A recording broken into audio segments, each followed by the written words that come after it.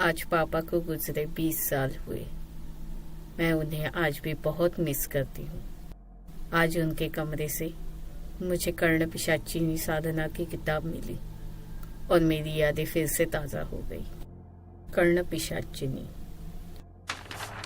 यह एक ऐसी खतरनाक मंत्र साधना है जिससे साधक अपने मंत्रों से एक पिशाचिनी को खुश करता है और वो पिशाचिनी अपने साधक को किसी भी सवाल का जवाब उसके कान में देके उसे खुश करती है।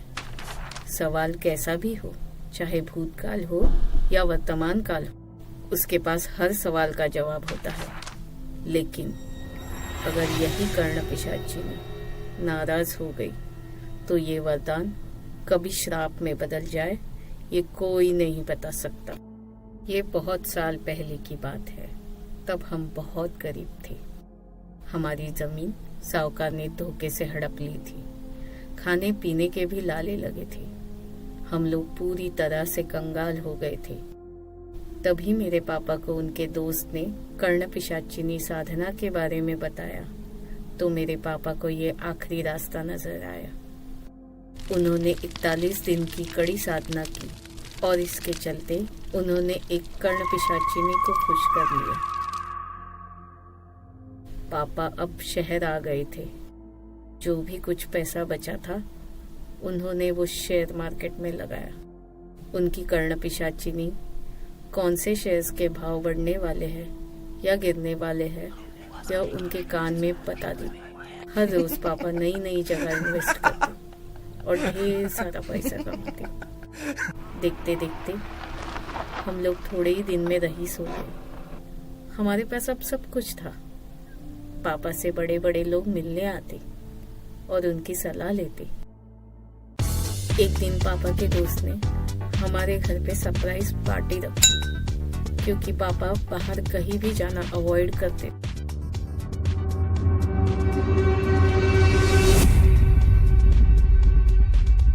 उसी रात से पापा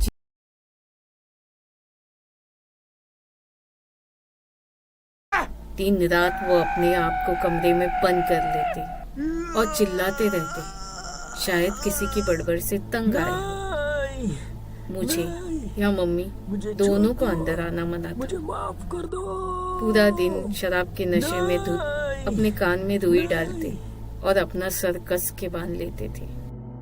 किसी भी डॉक्टर को बीमारी का पता नहीं चल रहा था। एक दिन तंग आकर मेरी मम्मी ने एक तांत्रिक को बुलाया। उसने कहा कि पापा की कर्ण पिशाचिनी उनसे नाराज हो गई। शायद पापा ने ऐसा कुछ किया था जिससे वो नाराज हो गई। तांत्रिक ने कहा कर्ण पिशाचिनी को हर रोज शराब और मांसाहारी खाना देना पड़ता। वो अपने साधक को किसी दूसरी औरत के साथ बर्दाश्त नहीं कर सकती और तो और अपनी पत्नी, बेटी, माँ या बहन के साथ भी नहीं। पापा रोज शराब पीकर चिल्लाते रहते। उन्होंने शेयर मार्केट में ट्रेडिंग करना भी बंद किया था। पापा ने खाना पीना छोड़ दिया था। उनकी तबीयत खराब होने लगी थी क्योंकि उनकी कर्ण पिशाचिनी नाराज होने के कारण पूरा दिन पापा के कान में वो चिल्लाती रहती।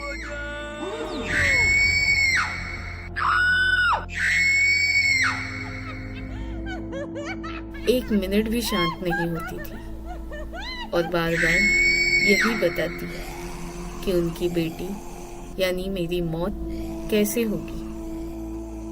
ये सुन के मेरे पापा और चीखते, चिल्लाते ताकि कुछ सुनाई न दे। इसीलिए उनको एक कमरे में बंद कर लिया था। एक दिन अचानक उनके चिल्लाने की आवाज बंद हो गई। उनके गुजरने के 2 महीने बाद मुझे उनका ये लेटर मिला। कर्ण पिशाचिनी से छुटकारा पाने के लिए उन्होंने अपनी जान ले ली थी। ये घर, प्रॉपर्टी सब पापा के कारण ही था। हमारी स्थिति सुधारने के लिए पापा ने अपना बलिदान दिया था। आज भी मुझे लगता है